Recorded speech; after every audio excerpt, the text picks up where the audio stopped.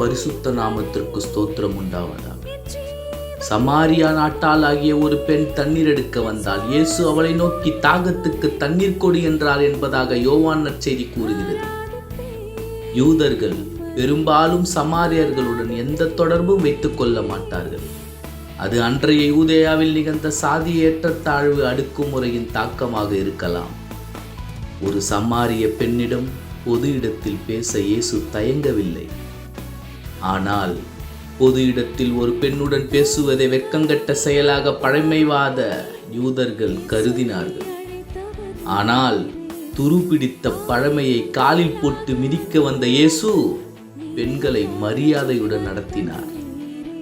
மேலும் சாதி மற்றும் இன வேறுபாடுகள் காட்டவில்லை.